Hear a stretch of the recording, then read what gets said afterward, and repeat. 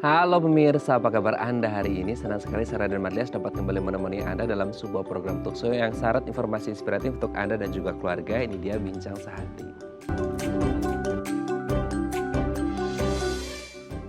Selama masa pandemi kita sudah familiar ya pemirsa dengan istilah penyakit pneumonia. Nah, ternyata pneumonia ini juga bisa sangat berbahaya kalau akhirnya terjadi pada anak-anak terutama di bawah usia 5 tahun. Salah satunya adalah bronkopneumonia. Nah, apa penyakitnya? Inilah topik yang akan kita bahas hari ini, yaitu waspada bronkopneumonia pada anak. Ngomong-ngomong tentang anak, kita akan membahas terlebih dahulu gimana sih caranya meningkatkan sistem kekebalan tubuh anak. Ini menjadi sangat penting ya. Kita lihat yang pertama. Penuhi kebutuhan nutrisinya. Memang kalau ngomongin anak-anak yang menurut saya, kayaknya pusing gitu ya, apalagi untuk emak-emak gitu ya, para bunda atau para mama. Kalau maunya sih ya pinginnya anaknya makannya banyak, makannya yang sehat, nutrisinya tercukupi, gizi seimbang dan lain sebagainya. Tapi memang betul, ini menjadi challenge, ini menjadi tantangan bagi para orang tua buat anaknya lebih sehat. Tapi bagaimanapun, entah caranya harus bagaimana, tetap anak harus dipenuhi nutrisinya. Karena kita berbicara anak ini kan masih dalam proses tumbuh kembang. Sehingga nutrisi, gizi, vitamin, dan lain sebagainya tetap harus dibutuhkan supaya kekebalan tubuh anak ini terjaga dengan baik. Oke, kita lanjut yang kedua. Pantau waktu tidurnya. Ini juga menjadi sangat penting. Apalagi di masa pandemi kemarin ya pemirsa ya. Dimana mungkin anak banyak di rumah nih gitu ya. Mungkin sekarang sudah ada yang offline sekolahnya atau masih ada beberapa yang online. Terkadang orang tua akhirnya karena sibuk gitu ya, akhirnya memberikan gawai atau gadget ke anak-anaknya. Sehingga akhirnya apa? Kadang-kadang mereka masuk kamar, udah orang tua nggak ngerti ya. Ini jam segini, jam 9, jam 8 malam udah tidur atau belum ya. Ternyata sampai jam 11, sampai jam 12 itu anak masih belum tidur karena masih mainan gawai atau mainan HP-nya. Makanya harus diperhatikan ternyata jam tidur ini berkaitan erat bagaimana anak bisa merecharge lagi ya energi supaya mereka kekebalan tubuhnya tetap terjaga dengan baik. Jam tidur ini menjadi sangat penting sama halnya dengan orang dewasa. Oke, kita lanjut yang ketiga pemirsa. Menjaga kebersihan diri dan lingkungan sekitar ini menjadi sangat penting. Apalagi di masa pandemi kemarin. Bagaimana kita orang tua, orang dewasa termasuk anak-anak harus menjaga kebersihan diri. Satu ya, yang pertama adalah cuci tangan gitu. Apalagi habis mereka pegang-pegangnya, namanya juga anak kecil ya, kadang-kadang mereka pegang apa, pegang mainan, pegang lantai, pegang barang-barang yang ada di luar rumah. Terus apa? Pegang mulut. Nah, mulut ini kan menjadi gerbang dari segala macam. Entah itu makanan maupun penyakit, semua masuknya dari mulut. Makanya penting bagi kita sebagai orang tua untuk memperhatikan kebersihan diri dan lingkungan sekitar supaya tidak ada virus, kuman, bakteri, dan lain sebagainya yang masuk ke dalam tubuh si anak sehingga menyebabkan kekebalannya menurun. Oke, kita lanjut poin yang selanjutnya. Mengajaknya berolahraga. Nah, ini penting juga ya. Sekarang kan ya bagaimanapun kita juga orang tua harus mencontohkan hal yang baik ya. Karena gimana pun sekarang banyak orang tua juga yang menerapkan pola hidup sedentari ya. Banyak rebahan gitu ya. Ngerjain semua pekerjaan kantor kalau mungkin masih ada yang WFH. Rebahan di kasur, sambil tiduran, sambil makan, jarang beraktivitas fisik, jarang berolahraga. Nah, penting bagi orang tua untuk mengajak anaknya untuk berolahraga. Nggak usah yang berat-berat deh. Keliling kompleks, sambil jalan santai pagi gitu ya, atau sore sambil sepedaan mungkin gitu ya. Ini yang penting ada aktivitas fisik supaya anak ini bergerak. Jangan hanya tidur-tiduran, jangan hanya makan sama nonton HP gitu ya. Tetap ada harus aktivitas fisik supaya fisiknya juga tetap terjaga dengan baik yang berujung pada kekebalan tubuhnya. Oke, kita lanjut poin yang terakhir pemirsa. Jauhkan dari asap rokok dan kendaraan. Nah, ini menjadi catatan penting bagi para orang tua gitu ya. Terutama ayah yang merokok. Karena bagaimanapun kita sudah tahu lah ya, banyak sekali literatur atau artikel yang menyatakan bahwa ternyata banyak sekali manfaat yang jauh, bukan manfaat ya, kerugian yang jauh lebih berbahaya pada perokok pasif. Terutama di rumah ya, untuk istri ataupun anak-anak. Apalagi kalau kita berbicara anak-anak masih dalam proses tumbuh kembang. Jangan sampai anak-anak gara-gara asap rokok, asap kendaraan gitu ya, mengganggu tumbuh kembangnya dan mengganggu kekebalan tubuhnya. Oke, itu tadi beberapa cara yang bisa dilakukan untuk meningkatkan kekebalan tubuh anak dan kami akan membahasnya sesaat lagi. Tetap bersama kami di Bincang Sehati.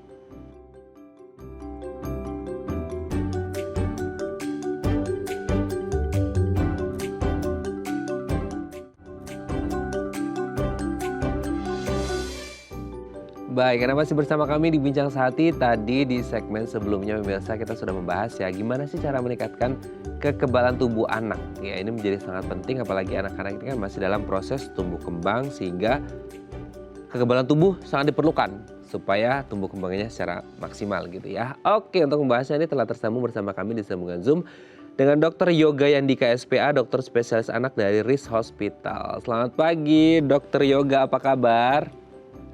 Selamat pagi, halo. Assalamualaikum. Waalaikumsalam warahmatullahi wabarakatuh. Dokter Yoga, apa kabar dok? Sehat dok? Alhamdulillah, baik. Alhamdulillah ya dok ya. Oke dok, hari ini kita akan membahas seputar waspada bronkopneumonia ya pada anak. Tapi sebelumnya kita akan membahas terlebih dahulu sistem kekebalan tubuh anak ini bisa ditingkatkan dengan gimana sih caranya. Ini kan menjadi PR ya atau pertanyaan dari banyak orang tua supaya anaknya ini tetap sehat, tetap bertumbuh maksimal. Yang pertama adalah untuk kecukupan nutrisinya. Nah, seberapa penting sih sebenarnya bagi anak yang dalam proses tumbuh kembang untuk dicukupi nutrisinya, dok? Ya, kalau untuk seberapa penting ya itu sangat penting ya, karena nutrisi itu salah satunya protein itu adalah sumber pembentuk daya tahan tubuh kita, namanya antibodi. Jadi kalau seorang anak nutrisinya tidak tercapai dengan baik, berarti antibodinya tidak terbentuk dengan baik, sehingga nanti daya tahan tubuhnya juga akan jadi lebih turun. Jadi sebaiknya jika memang anak lagi tumbuh dan berkembang, asupan kebutuhan nutrisinya harus cukup dan seimbang. Bukan hanya cukup saja, tapi harus seimbang. Kandungan makronutriennya, karbohidrat, protein, dan lemaknya. Oke, nah seimbang ini apakah memang sudah ada standarnya atau sebenarnya tergantung pada mungkin ya berat badan si anak, tinggi si anak, atau riwayat kesehatan anak, atau gimana sih dok? Seimbang ini udah ada standarnya. Jadi kandungan karbohidratnya berapa persen, kandungan proteinnya berapa persen, kandungan lemaknya berapa persen. Sehingga nanti di dalam satu makanan, kalau kita bikin makanan tersebut, ya harus mengandung komponen-komponen tadi. Gitu. Sehingga nanti ya dikatakan seimbang. Jadi kalau misalkan karbohidrat tadi 40-60%, misalkan protein 30-40%, lemak 15-20%.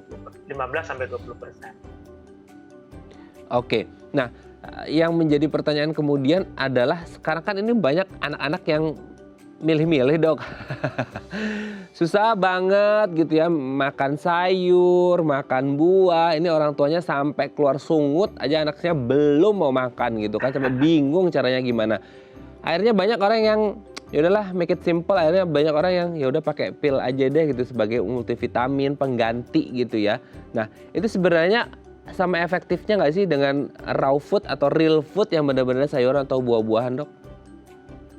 Ya, sebenarnya jika memang kita tidak bisa memberikan makro dan mikronutrien dengan cukup baik, ya salah satunya kita bisa bantu dengan nutrisi tambahan, namanya vitamin, multivitamin. Jadi sebenarnya apakah baik atau tidak ya tentu baik. Misal nih, kan nggak semua orang tua bisa membeli buah setiap hari.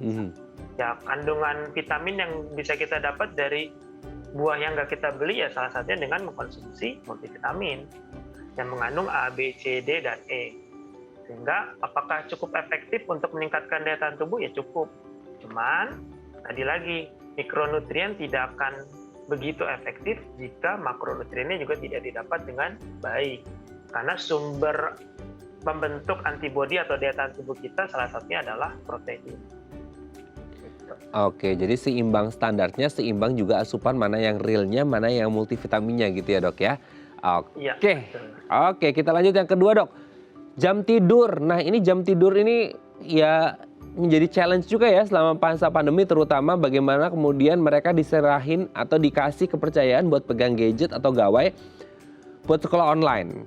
Tapi kadang-kadang mereka masuk kamar, orang tua juga udah sibuk masing-masing, akhirnya kita nggak ngerti ya ini bangun jam berapa, tidur jam berapa. Nah kalau untuk jam tidur anak ini idealnya berapa jam sih, sama dengan orang dewasa atau enggak, atau gimana dampaknya buat kesehatannya gitu dok? Ya, jadi kalau untuk jam tidur sebenarnya paling ideal itu 6-8 jam rata-rata ya. Nah, tidur itu kan terbagi jadi dua tahap. Ada non-rapid eye movement, ada rapid eye movement. Jadi saat kita tidur sebentar itu hanya rapid eye movement. Rapid eye movement saja, tidurnya tidur sejenak. Kalau misalkan sudah sampai tidur dalam, itu masuk non-rapid eye movement. Masing-masing ini ada keuntungan kerugiannya. Kalau misalkan kita masuknya hanya tidur sebentar saja, kita hanya mengistirahatkan badan kita saja. Tapi organ-organ sama fungsi badan kita tidak istirahat. Kalau misalkan kita tidurnya sampai masuk ke non-rapid eye movement atau tidur dalam, organ badan kita akan beristirahat secara baik. Itulah sebabnya jika kita tidurnya baik, dapat meningkatkan daya tahan tubuh karena fungsi kita teriset ulang, terestorasi, ibaratnya untuk menyiapkan untuk kehidupan di besok harinya kita jadi lebih siap gitu. Oke ya, berarti memang penting bagi anak-anak 6-8 jam ini waktu yang apa ya dok ya, langsung gitu ya, atau sebenarnya bisa dari tidur siang itu ditambah tidur malam atau gimana tuh dok? Kan biasa anak-anak juga disuruh tidur siang tuh sama emaknya. Gimana tuh dok? Nah, kalau untuk yang 6-8 jam itu untuk tidur malam. Kalau untuk tidur siang itu memang sebaiknya anjurannya tidak boleh tidak lebih dari setengah jam. Karena kalau kita tidur lebih dari setengah jam, ya anak pertama badan juga tidak masuk dalam kondisi yang tidur terlelap, enggak, tidur istirahat juga enggak. Sehingga pada saat bangun justru malah anak akan jadi lebih pusing biasanya. Nah, kalau untuk tidur siang sebaiknya tidak lebih dari setengah jam. Karena nanti hubungannya ke proses makan juga, proses aktivitas juga. Kalau dia tidurnya kelamaan, proses makannya juga akan jadi mundur. Sehingga ya balik lagi ke proses asupan nutrisinya juga akan jadi lebih rendah. Sehingga daya tahan tubuhnya juga bisa jadi lebih drop. Gitu. Oke ya, jadi 6-8 jam itu untuk tidur malam. Kalau tidur siang maksimal 30 menit lah ya. Oke, lanjut. Yang selanjutnya adalah menjaga kebersihan diri dan lingkungan sekitar. Simple aja dok, maksudnya yang bisa dilakukan anak untuk menjaga kebersihan diri, versi sehatnya untuk anak ini seperti apa sih dok?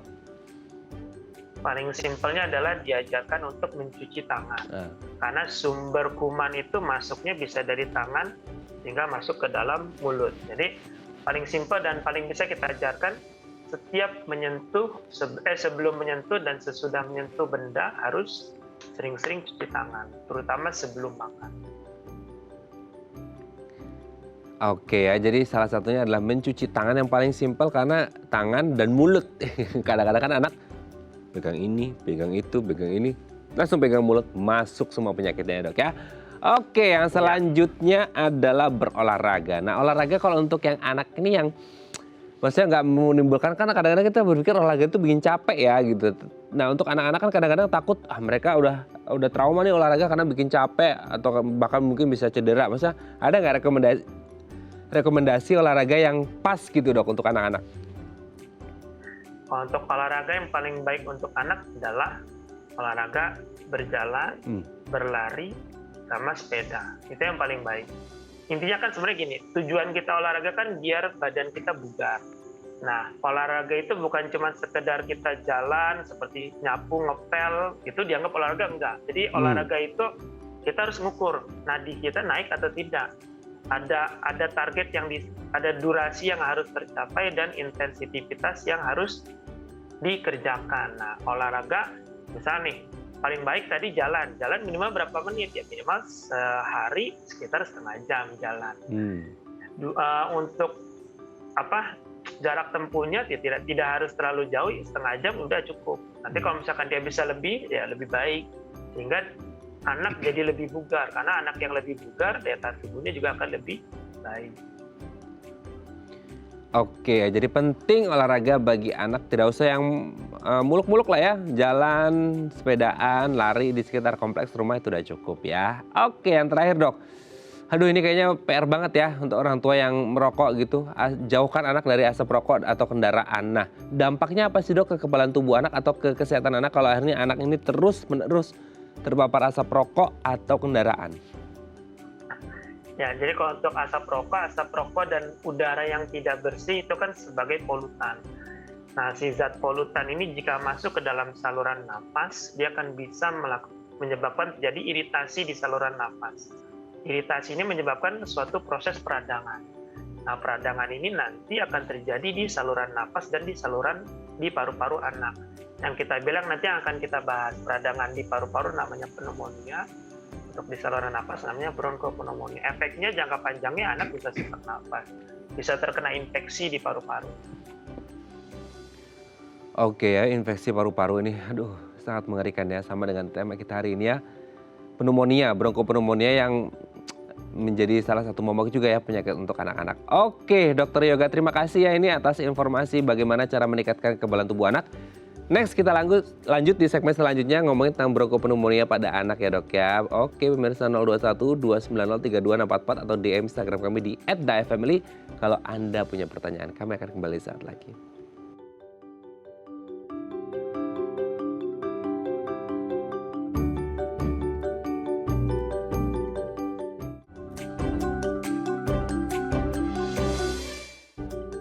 Masih bersama kami di Bincang Sehati, kita masih membahas waspada bronkopneumonia pada anak. Nah, kalau Anda punya pertanyaan seputar tema kita hari ini, Anda boleh menghubungi kami di nomor 021 290 3244 atau DM Instagram kami di @daefamily. Kita masih bersama dengan Dr. Yoga Yandika SPA, dokter spesialis anak dari RIS Hospital. Dr. Yoga, kita lanjut lagi ya dok ya. Mungkin bisa dijelaskan lagi dok tentang pneumonia, meskipun selama pandemi ini kita seringnya mendengar, mungkin ada beberapa pemirsa yang belum tahu pneumonia ini apa gitu, agak ribet juga nyebutnya ya dok ya. Pneumonia ini apa dan apa dampaknya ketika ini terjadi pada anak-anak gitu dok? Ya, jadi kalau pneumonia itu adalah suatu kondisi di mana terjadi peradangan pada paru-paru anak. Nah, pneumonia ini disebabkan oleh bisa karena bakteri, virus, dan jamur. Nah, dampaknya jika terjadi pada anak, ya pertama anak akan, namanya ada peradangan, pasti akan ada demam. Kemudian karena dia di saluran nafas, pasti keluhannya akan muncul batuk. Yang terakhir, ya karena dia proses pertukaran udaranya tidak berlangsung dengan baik, anak akan menjadi sesak nafas. Sehingga dampak pada anak, ya dia pada saat terkena infeksi di paru-paru atau radang paru atau pneumonia ini, ya dia akan menjadi sesak nafas. Nah, pneumonia ini, ya kalau dia sesak nafasnya tidak diobati dengan baik, ya nanti akan kekurangan oksigen, sehingga akhirnya menjadi resiko anak bisa meninggal dunia atau kematian pada balita. Gitu. Tapi sebenarnya anak-anak ini masuk kategori orang atau usia yang rentan mengalami pneumonia tidak sih dok? Untuk usia yang sangat rentan terkena pneumonia itu usia 0 sampai 5 tahun atau kita bilang namanya balita. Kenapa? Karena sistem kekebalan tubuhnya masih belum cukup matang. Jadi belum kayak orang dewasa dan proses antibodi yang ada di saluran pernapasan belum cukup baik untuk menangkal kuman-kuman yang masuk ke dalam badannya dia. Gitu. Oke ya, ini berarti memang anak-anak ini rentan ya di usia 0 sampai 5 tahun atau balita seperti itu. Lalu kalau sesuai dengan tema kita hari ini tadi kan sudah pneumonianya, tapi kalau bronkopneumonia ini seperti apa dok kondisi penyakitnya? Ya, tadi kan pneumonia radang di paru-paru. Jadi kalau kita bilang paru-paru itu kan ada bagian-bagiannya. Betul. Salurannya namanya bronkus. Sehingga kalau ada peradangan di dalam paru-paru dan di salurannya kita sebut namanya bronkopneumonia. Gitu. Jadi peradangan di saluran pernapasannya. Kalau di paru-parunya kita sebut pneumonia. Itulah sebabnya nanti pembagiannya, jika dia di salurannya namanya bronkopneumonia, jika di paru-paru namanya pneumonia. Kalau kan ada bagian-bagiannya itu, ada pneumonia lobaris, ada segmentalis. Nah, itu tergantung dari peradangannya berada di mana. Oke, berarti kalau pneumonia secara umum itu terjadi di paru-paru, tapi kalau di salurannya bronkopneumonia. Selainnya tadi ada beberapa yang dokter Yoga sebut ya? Iya, itu untuk bagian-bagiannya. Misal dia di paru-paru atas, ya berarti dia pneumonia lobus atas. Kan kalau bagian itu bahasa medisnya namanya lobus. Jadi pneumonia di lobus atas, pneumonia di lobus tengah. Oke, berarti ada bagiannya ada di atas atau di tengah seperti itu. Nah, sebenarnya seberapa berbahaya dok? Kalau kita kan selama pandemi kemarin, wah pneumonia ini sangat mengkhawatirkan ya seperti itu. Kalau kita berbicara bronkopneumonia pada anak yang kita tahu ya, notabene anak ini kan masih dalam proses tumbuh kembang, apalagi dokter tadi menyebut usia 0 sampai 5, ini kan rentan gitu. Nah, seberapa berbahaya bronkopneumonia pada anak dok? Untuk berbahayanya tadi kan keluhannya ada panas, batuk, dan sesak. Namanya sesak nafas, terjadi pertukaran oksigennya tidak terlalu baik. Sehingga resiko anak menjadi kesulitan bernafas, sehingga pneumonia ini merupakan penyumbang kematian terbesar pada balita. Jadi bayangin setiap 20 detik 1 dari 6 orang itu meninggal karena pneumonia. Gitu.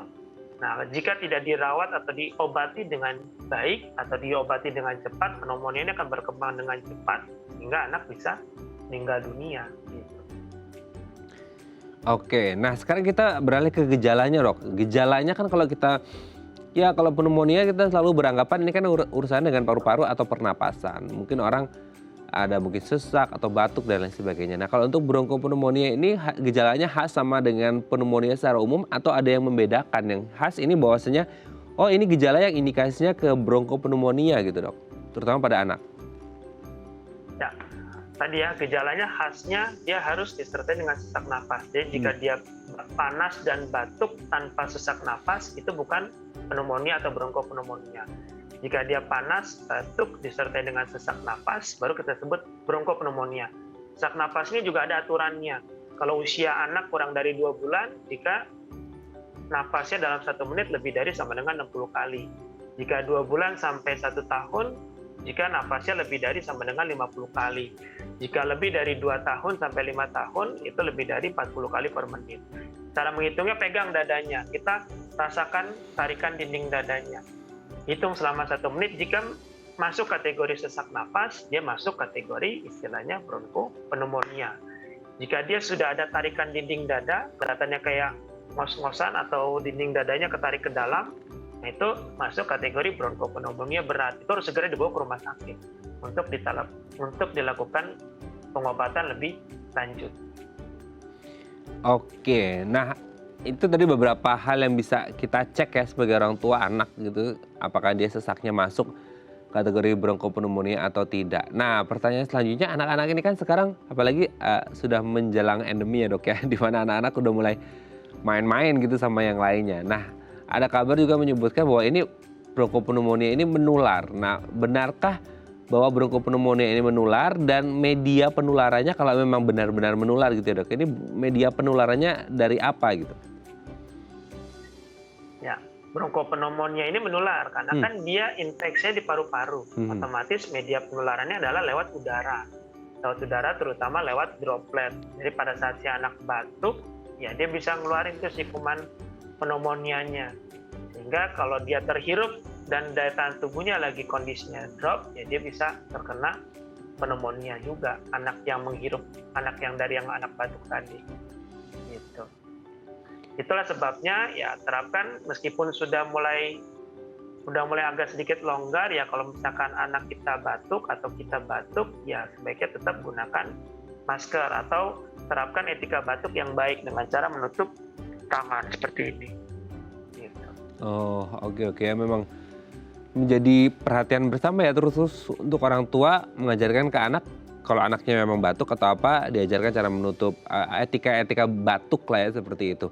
Nah, kita juga harus tahu dong, maksudnya ketika anak ini mengalami bronkopneumonia, entah itu karena ketularan ya, kalau ketularan beda kasus lagi ya, karena memang sudah tertular dari temannya. Tapi dari si hostnya ini sendiri, host yang pembawanya sendiri gitu ya, ini sebenarnya apa penyebab utama kenapa akhirnya anak-anak ini bisa mengalami bronkopneumonia? Apakah karena memang tadi ya seperti yang kita bahas di segmen sebelumnya ada asap rokok di situ andilnya, atau asap kendaraan, polusi, atau mungkin genetik atau kelainan selama kehamilan, atau apa saja, Dok, yang bisa menjadi penyebab utama yang menjadi prevalensi terbanyak gitu kenapa anak mengalami bronkopneumonia? Ya, jadi kalau untuk penyebab anak terkena bronkopneumonia tadi ya penyebabnya bisa karena bakteri, bisa karena virus, bisa juga karena jamur. Nah, kalau karena bakteri pasti tertular tuh, ada kuman yang masuk, baik itu masuk lewat mulut atau lewat saluran pernapasan. Kalau infeksi virus biasanya dari udara. Salah satunya adalah yang paling sering ya dari polutan. Polutan bisa dari debu, bisa dari asap rokok, sehingga nanti si asap tadi masuk, sehingga dia mengumpul di situ tempat tumbuhnya kuman. Atau penyebabnya bisa yang lain tadi, misalkan dari ibunya hamil, ibunya ternyata sakit, batuk. Nah, itu bisa turun tuh, masuk ke lewat tali plasenta ibu, masuk ke dalam bayinya. Sehingga pada saat bayinya lahir, dia terkena pneumonia saat lahir atau neonatal pneumonia. Jadi banyak faktor yang mempengaruhi seorang anak bisa terjadi bronkopneumonia atau tidak. Secara garis besar dibagi menjadi faktor lingkungan dan faktor di dalam badan anaknya itu sendiri. Oh oke, lingkungan atau di badan anak itu sendiri. Nah kalau kasusnya kayak ibu hamil ya, tadi kan dokter menyebut ibu hamil batuk yang mungkin bisa menyebabkan anak bronkopneumonia nanti ketika lahir. Sebenarnya ada nggak sih dok cara untuk mendeteksi dini bahwa anak ini akan mengalami atau punya risiko mengalami bronkopneumonia ini bisa dideteksi sedari dini nggak dok? Kalau untuk deteksi dininya ya paling kita bisa lihat pada saat proses sebelum persalinan atau sebelum anak itu lahir, apakah keadaan badan ibu sel darah putihnya cukup tinggi atau tidak. Karena misalkan dia sel darah putihnya cukup tinggi, berarti ada resiko si kuman yang ada di dalam badan ibu masuk ke dalam si badan si bayi. Gitu. Biasanya itu ada proseduralnya tuh dari dokter kandungan nih, apakah perlu dilakukan terapi antibiotik atau seperti apa, nanti dokter kandungan yang menentukan. Oke, tapi ini kalau kasusnya orang tuanya atau si ibu hamilnya ini mengalami batuk yang mungkin ada indikasi ke pneumonia, apakah secara otomatis risikonya lebih dari 50% si anak atau si janin ini ketika lahir juga akan mengalami gangguan di paru-parunya, terutama pada bronkopneumonia, dok? Ya, belum tentu, karena kan kalau diobati dengan baik, ya kumannya kan berarti nggak masuk dong ke dalam badan bayi. Gitu. Itulah sebabnya pada saat ibunya ada keluhan, sebaiknya segera kontrol ke dokter kandungan untuk dievaluasi lebih lanjut. Apakah perlu obat-obatan yang harus diminum atau tidak. Oke. Tapi kalau melihat kasusnya dok sekarang di Indonesia ini entah dari ibu hamil atau dari yang lainnya gitu ya, kasus bronkopneumonia pada anak ini lumayan tinggi nggak sih dok prevalensinya? Untuk di Indonesia ya, kalau dari data Riskesdas yang terbaru, yang terakhir kan 2018 ya, itu kasus pneumonia pada anak itu sejumlah 93.613. Gitu. Jadi pneumonia pada anak itu menyumbang 9,2% kejadian pneumonia di Indonesia. Jadi cukup banyak ya, gitu, lumayan tinggi dan merupakan penyebab kematian tertinggi pada anak, pada balita terutama. Ya, itulah sebabnya ya rata-rata hanya menganggap cuman batuk pilek saja, tapi tidak dilihat apakah anak itu sesak atau tidak. Karena jika anak sudah kelihatan sesak napas dengan syaratnya tadi frekuensi napasnya lebih dari berdasarkan usia, harus segera tuh bawa ke dokter. Minimal bawa periksa dulu. Sehingga pengobatannya kita jadi lebih awal. Pengobatan lebih awal, proses penyembuhan akan jadi lebih cepat. Oke, lebih dari 9% ini jumlah yang lumayan tinggi ya penyebab kematian pertama anak 0 sampai 5 tahun. Aduh. Serem ya, makanya banyak hal yang harus dilakukan sebagai orang tua untuk menghindarkan anak mengalami bronkopneumonia. Oke dok, nanti kita akan lanjut lagi di segmen selanjutnya ya dok ya, pengobatannya gimana gitu ya. Oke pemirsa 021-290-3244 atau DM Instagram kami di @dafamily kalau Anda masih punya pertanyaan. Kami akan kembali saat lagi.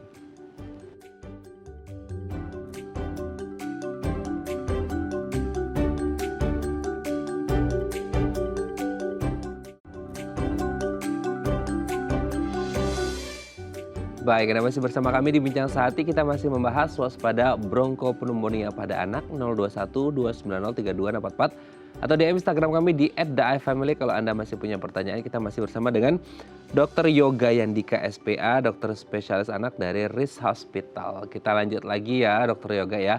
Dok, kalau kita berbicara Indonesia ini kan cakupannya luas ya, 17.000 lebih pulau gitu kan ya. Masalah aksesibilitas, masalah pengetahuan, bahkan yang tidak di pulau pun di kota lah ya, di Jabodetabek pun pasti masih banyak yang belum, terutama orang tua ya, tersosialisasikan dengan baik atau teredukasi dengan baik masalah pneumonia, terkhusus bronkopneumonia. Nah kalau akhirnya ada kejadian, kan karena gejalanya juga nyaru gitu ya dok ya, batuk, sesek, demam gitu tadi disebutkan oleh dokter Yoga, banyak akhirnya orang tua merasa bahwa ini bukan pneumonia atau bronkopneumonia, hanya cuman ya demam biasa, sesak biasa atau batuk biasa. Nah akhirnya berlarut-larut kok nggak sembuh-sembuh gitu ya, ternyata ini bronkopneumonia. Apa sih dok yang terjadi ketika anak dengan riwayat bronkopneumonia ini tidak tertangani dengan cepat atau dengan baik gitu dok? Ya, jadi jika anak dengan bronkopneumonia tidak ditangani dengan baik, yang pertama kan pasti akan sesak napas, karena saluran napasnya berusaha untuk terjadi pertukaran udara. Berikutnya, tahapan berikutnya mulai kebiruan. Mulai kebiruan karena kadar oksigen di dalam darahnya mulai berkurang. Saat dia mulai kebiruan, otomatis aliran darah ke kepala akan mulai makin sedikit. Sehingga efek yang berikutnya bisa ada kejang atau anak bisa juga ada penurunan kesadaran. hingga akhirnya sampai ngos-ngosan sekali sampai akhirnya ya berhenti nafas. Nah ini yang kita nggak mau. Nah, supaya tidak terjadi kondisi seperti ini, ya sebaiknya jika sudah ada gejala bronkopneumonia tadi, 3 tanda utama, batuk, demam, disertai dengan sesak nafas, segera bawa ke dokter. Nggak usah nunggu sampai 2 hari, 3 hari, langsung segera bawa untuk dilakukan evaluasi lebih lanjut. Oke. Ini kan kadang-kadang ya itu tadi ya Dok ya, banyak orang tua yang menyepelekan kan gitu ya. Ya namanya juga Ya. anak-anak kan gitu kan, paling batuk, demam seperti biasa. Nah ini tadi kalau disebutkan dengan batuk, sesak, demam, ini pasti terjadi di gejala awal pada anak dengan bronkopneumonia ya Dok ya. Sehingga akhirnya kalau pokoknya udah nih, kalau ada kondisi seperti ini harus segera dibawa ke rumah sakit mendapatkan penanganan medis, atau ada satu titik atau kondisi situasi anaknya seperti apa sehingga akhirnya ini udah nggak bisa ditolerir nih, benar-benar harus dibawa ke rumah sakit ketemu dokter gitu Dok. Nah, kalau untuk kondisi yang harus segera banget dibawa, ya kalau dia sudah ada tanda-tanda bahaya. Tanda-tanda bahaya salah satunya adalah kalau kita lihat pergerakan dinding dada anak, dia mendekok ke dalam atau tarikan dinding dadanya dalam hingga kelihatannya kayak ngos-ngosan. Nah, kalau ada seperti itu udah harus segera bawa. Atau misalkan anak kelihatan kebiruan, atau misalkan anak kejang, atau ada penurunan kesadaran sampai anaknya kayak kelihatan nggak mau makan, nggak mau minum sama sekali, itu mending bawa ke rumah sakit. Oke. Karena itu sudah masuk kategori bronkopneumonia yang berat. Oke, sudah masuk ke yang berat gitu ya. Nah, ngomong-ngomong yang berat, kan banyak anak yang lahir, ya harapannya sih nauzubillah tidak ada penyakitnya gitu ya Dok.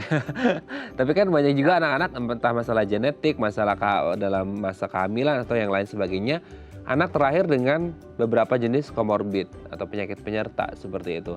Nah, ada nggak sih komorbid tertentu yang dimiliki oleh anak dan akhirnya ini berisiko besar membuat anak mengalami bronkopneumonia, atau justru ketika mengalami bronkopneumonia akibat si komorbid ini, kondisi ke anak ini bisa jauh lebih memburuk Dok? Ya, kalau untuk kondisi yang penyertanya salah satunya adalah asma. Karena dia asma kan otomatis si saluran nafasnya dia lebih sering menyempit. Sehingga kalau dia ada infeksi ya dia makin menyempit, sehingga resiko dia makin berat, makin tinggi. Kondisi yang lain adalah anak-anak dengan gangguan imunitas atau yang terjadi penyakit autoimun dan gangguan imunitas yang lain. Nah, itu resiko jika terkena bronkopneumonia, dia akan menjadi bronkopneumonia yang berat. Oke. Dengan beberapa kondisi yang ada ya Dok, entah autoimun ataupun asma tadi yang disebutkan Dokter Yoga, akhirnya bisa berkomplikasi nggak sih ini dari yang cuman bronkopneumonia, justru gara-gara masalah komorbid tadi, entah asma, entah autoimun, ini justru malah bisa menciptakan satu komplikasi lagi yang baru gitu?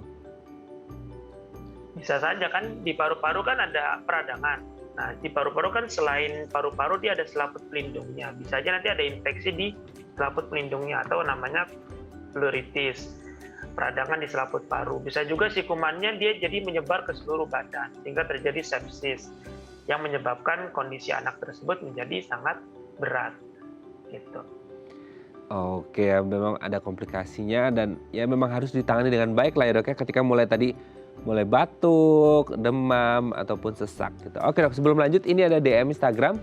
Aku bacakan ya Dok ya, ini dari Ibu Fianda.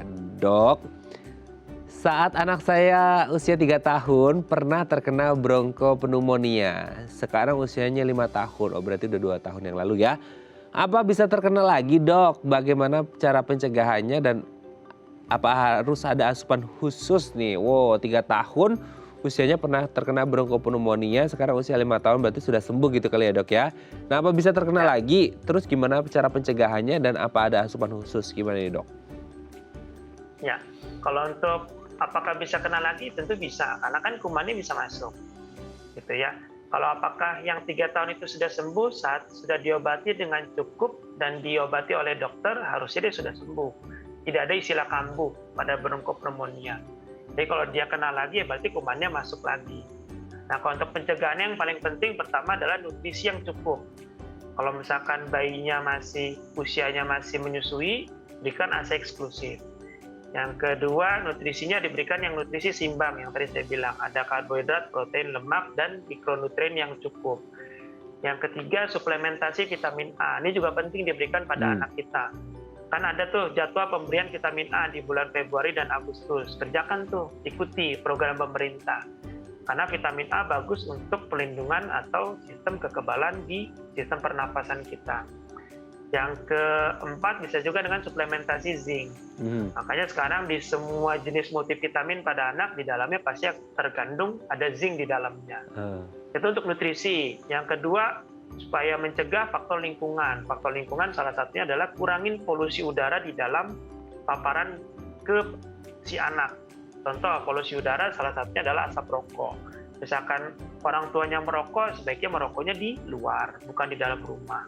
Kalau misalkan mau menggendong anak, sebaiknya baju bekas rokoknya diganti dulu. Karena asap rokoknya nempel di bajunya, nanti bisa resiko terhirup oleh si anak tersebut. Faktor lingkungan yang lain adalah kita ajarkan anak untuk pola hidup bersih dan sehat. Salah satunya adalah rajin mencuci tangan. Kalau misalkan ke tempat yang padat atau ramai, sebaiknya gunakan masker. Gitu. Itu faktor lingkungan. Yang ketiga, pencegahannya bisa dengan imunisasi. Berikan imunisasi dasar yang lengkap pada anak kita. Salah satunya adalah imunisasi yang dasarnya itu ada Haemophilus influenza B dan pertussis. Itu untuk mencegah pneumonia pada si anak. Bisa juga imunisasi tambahan juga harus diberikan. Salah satunya adalah imunisasi PCV, influenza, dan rotavirus. Dan juga campak. Jadi berikan imunisasi yang cukup pada anak kita. Yang terakhir, pencegahannya adalah ya kalau misalkan ibunya sedang hamil, ya berikan imunisasi pada ibu hamil supaya daya tahan tubuh yang dibentuk oleh ibu hamil tersebut bisa mengalir ke badan si bayi. Mungkin itu pencegahan. Oke ya, semoga ini bisa menjawab pertanyaan Ibu Fianda ya, kalau tidak salah tadi ya. Semoga bisa membantu ya Bu ya, semoga anaknya sehat selalu. Yang penting dijaga ya dari faktor kebersihan diri si anak dan juga lingkungan yang ada di sekitarnya seperti itu. Tapi kalau mungkin aku juga mau tanya nih Dok, kalau akhirnya si anak ini terjaga dengan baik lah ya tadi ya Dok ya. Tapi kan kita juga nggak ngerti anak ini ketika main gitu ya, ini risikonya masih bisa sama tertular atau bisa lebih minim lagi sih Dok? Jika kita menerapkan proses-proses yang tadi, ya harusnya jadi resikonya lebih rendah untuk terkena pneumonia. Kalaupun terkena pun ya mungkin bukan masuk kategori pneumonia yang berat. Oke, berarti bisa diminimalkan gitu ya. Oke Dok, kita lanjut lagi. Nah sebenarnya kalau untuk pemeriksaan Dok, ketika kan tadi dokter menyebut ada demam, sesak gitu ya, atau batuk, segera bawa gitu ya. Nah, pemeriksaan apa yang biasa dilakukan? Apakah langsung ke paru-parunya atau bagaimana prosedur ketika ada orang tua datang nih? Oh, Dok, anak saya ini batuk, sesak, sama demam gitu. Nah, pemeriksaan apa yang biasa dilakukan, Dok? Sebelum akhirnya menuju ke pengobatan ya, nanti kita bahas pengobatannya gitu. Ya, untuk step-stepnya yang pertama pasti kita tanya dulu dong, gejalanya apa. Kemudian dari keluhan yang didapatkan kita harus konfirmasi dengan kita lakukan pemeriksaan fisik. Jadi si anaknya kita periksa dulu secara subjektif. Sesak napas versi orang tua sesuai nggak sama kategori sesak napas yang tadi sudah disebutkan. Yang kurang dari 2 bulan lebih dari 60 kali, 2 bulan sampai 1 tahun lebih dari 50 kali, di atas 1 tahun lebih dari 40 kali. Setelah itu kita dengarkan ada suara nafas tambahan tidak di paru-parunya. Jika oke, ternyata dari pemeriksaan fisik sesuai dengan keluhan dari si orang tua. Kemudian pemeriksaan berikutnya adalah pemeriksaan laboratorium atau pemeriksaan penunjang. Itu bisa kita lakukan dengan pemeriksaan darah dan pemeriksaan ronsen dada untuk memastikan apakah memang penyebabnya ini apakah bakteri atau virus. Kalau untuk dari ronsen dada untuk memastikan apakah memang benar ada peradangan di saluran paru-parunya atau tidak. Nanti kelihatan tuh ada bercak-bercaknya di saluran paru-parunya dari hasil ronsen. Kalau dari hasil lab, kita tentukan, kita lihat kalau sel darah putih yang meningkat ya berarti penyebabnya karena bakteri. Kalau misalkan dia turun ya berarti penyebabnya karena virus. Jika sudah dapat, oke, kita simpulkan berarti anaknya positif atau terkena terkena bronkopneumonia. Baru kita lakukan tata laksana untuk bronkopneumonia. Oke, itu sesi atau tata cara pemeriksaannya. Nanti di segmen terakhir dok kita akan membahas tips plus juga pengobatannya ya. Dan yang menjadi pertanyaan mungkin banyak orang tua ketika anak mengalami bronkopneumonia dan diobati dan katanya sembuh, apakah paru-parunya ini atau bronkonya ini ya gitu ya, ini sudah kembali normal berfungsi seperti sedia kala atau masih ada gangguan-gangguan yang tersisa gitu, dan bagaimana cara mengatasinya nanti kan kita bahas di segmen terakhir ya dok ya. Oke pemirsa, 021 290 3244 atau DM Instagram kami di @daifamily kalau Anda masih punya pertanyaan. Kami akan kembali saat lagi.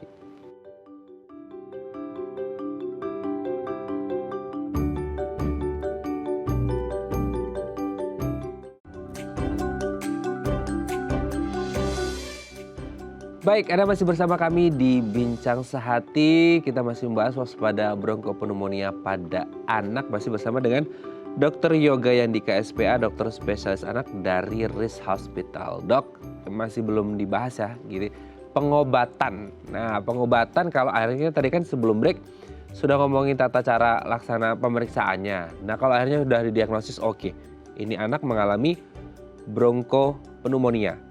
Seperti itu. Nah, apa yang harus dilakukan? Pemeriksaannya sudah selesai, pengobatannya atau disesuaikan dengan jenis atau kondisi bronkopneumonianya atau ada standarnya atau seperti apa sih dok? Ya, kalau untuk pengobatannya yang pasti pengobatan terbagi jadi dua. Ada pengobatan secara umum, ada pengobatan secara khusus. Untuk pengobatan secara umum tadi harus mendapatkan nutrisi yang cukup, harus mendapatkan cairan yang cukup, sehingga ya kalau misalkan dia rawat jalan ya dia harus makan dengan baik sesuai dengan usianya dia. Kalau misalkan dia masih menyusui, berikan ASI eksklusif. Jika itu untuk yang umum, untuk yang khususnya ya kita terapi atau kita berikan obat berdasarkan keluhan si anak. Yang pertama, jika ada demam ya kita berikan obat demam. Yang kedua, jika ada batuk kita berikan obat batuk. Yang ketiga, jika penyebabnya karena infeksi bakteri, ya bisa kita berikan antibiotik. Jika penyebabnya karena infeksi virus, ya mungkin bisa kita berikan obat-obatan untuk menambah daya tahan tubuh dari si anak. Sehingga proses penyembuhan dari bronkopneumonia ini dapat berlangsung dengan baik dan anak dapat menjadi pulih dan sehat kembali dengan baik. Oke, tapi biasanya ada nggak sih dok standar berapa lama durasi waktu pengobatannya sehingga anak ini bisa kembali benar-benar pulih terlepas dari bronkopneumonia? Ada tidak standarnya atau kembali lagi ke masing-masing kondisi anaknya dengan bronkopneumonia sudah di tingkat yang mana gitu? Nah, kalau untuk terapi antibiotik itu sekitar 7-14 hari tergantung dari kondisi si anak. Jika si anak masuk kondisinya bronkopneumonia berat, ya mungkin pengobatan lebih panjang. Dan nanti juga akan dilihat evaluasi apakah anak tersebut perlu dilakukan perawatan di rumah sakit atau tidak. Jika memang perlu, ya anaknya harus dirawat. Tergantung dari kondisi si anak dan evaluasi dari dokter yang memeriksa anak tersebut. Berarti akan ada beda ya dok ya antara yang rawat jalan dengan yang rawat inap gitu ya? Itu yang masuk kategori rawat inap harus yang seperti apa itu? Kategori rawat inap yang masuk kategori bronkopneumonia berat tadi, yang ada sesak napas disertai dengan tarikan dinding dada, atau bisa juga ada kejang, ada penurunan kesadaran, atau ada kebiruan. Oke. Memang kalau sudah masuk yang berat harus sudah masuk kategori rawat inap. Mungkin ini pengobatannya juga bisa lebih lama daripada yang rawat jalan ya dok ya? Ya betul. Karena kan nanti kan kita masukkan obat antibiotik lewat jalur infus. Nanti kita lihat tuh responnya apakah kondisinya sudah mulai membaik atau tidak. Dilihat dari pertama dari demamnya sudah mulai turun atau tidak. Yang kedua, sesak napasnya sudah mulai berkurang atau tidak. Jika kondisi ini terpenuhi, baru kita pertimbangkan untuk mengganti pemberian antibiotik menjadi antibiotik minum. Oke, tapi sebenarnya bisa sembuh 100% nggak sih dok? Karena kan ini berbicara tentang infeksi ya gitu. Ini kalau pengobatannya bisa benar-benar pure 100% bersih atau gimana dok? Jika kita melakukan pengobatan dengan baik ya sembuh secara total. Yang penting ikutin aturan pemberian obat yang diberikan oleh dokter tersebut. Jadi jangan nanti udah ngerasa sembuh, udahlah obatnya nggak usah diminum lagi. terutama antibiotiknya itu ya dok ya. Kadang-kadang orang tua Ya. berpikir, udahlah kayaknya udah nggak sesak lagi, nggak batuk lagi, nggak demam lagi, udahlah selesain aja, berhentiin aja antibiotiknya, padahal masih ada beberapa biji lagi gitu yang harus dihabisin. Oke, Ya. nah berkaitan dengan organnya nih dok, ketika si anak ini mengalami bronkopneumonia gitu ya, kan anak juga masih dalam proses tumbuh kembang. Itu sebenarnya si paru-parunya ini ketika sudah sembuh, kan tadi dok menyebut bisa 100% sembuh kok gitu. Ini organ paru-parunya bisa kembali normal lagi seperti sedia kala atau masih ada yang harus diawasi lagi nih selama beberapa waktu untuk mengawasi apakah ini masih ada potensi-potensi yang lain gitu dok? Nah, kalau untuk organ paru-parunya ya selama kita pengobatannya cukup dan baik, ya dia akan pulih dengan baik. Nah, paling yang bisa kita kerjakan adalah kita latihan pernafasan. Latihan pernafasan salah satunya adalah bisa dengan olahraga yang tadi tuh, olahraga yang berjalan untuk kardionya. Bisa dengan jalan, sepeda, ataupun berlari.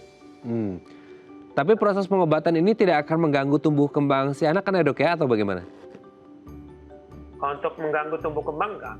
Karena kan yang kita bilang namanya tumbuh itu kan penambahan berat atau penambahan tinggi badan. Yaitu hubungannya nanti ke kalori yang masuk. Kalau untuk perkembangan ya kemampuan anak untuk mengerjakan sesuatu. Jadi sih nggak mempengaruhi. Oke ya, jadi tidak mempengaruhi sama sekali proses tumbuh kembang si anak. Karena ini menjadi kadang-kadang orang tua concernnya ke situ ya. Aduh, anaknya udah kena bronkopneumonia nih, paru-parunya gimana nih, pertumbuhannya gimana. Ternyata semua aman kalau mendapatkan penanganan yang tepat oleh tim medis gitu ya. Oke, terima kasih Dr. Yoga Yandika SPA, dokter spesialis anak dari RIS Hospital sudah berbagi bersama kami pagi hari ini di Bincang Sehati. Semoga semua anak-anak ini sehat, terbebas dari bronkopneumonia. Dan salah satu faktor risikonya adalah terhindar dari asap rokok. Ayo para ayah ataupun para bunda juga gitu ya, yang ada asap rokok, asap kendaraan di rumah atau dekat dengan ya tempat tinggalnya kan semuanya ya, itu tetap berisiko, harus dijaga baik anaknya supaya tidak mengalami penyakit ini. Terima kasih Dr. Yoga, sehat selalu, salam untuk keluarga di rumah dan teman-teman di RIS Hospital. Oke pemirsa, itu tadi perbincangan kita, semoga bermanfaat ya. Sarah dan Madlias pamit, sampai jumpa dan selamat beraktivitas.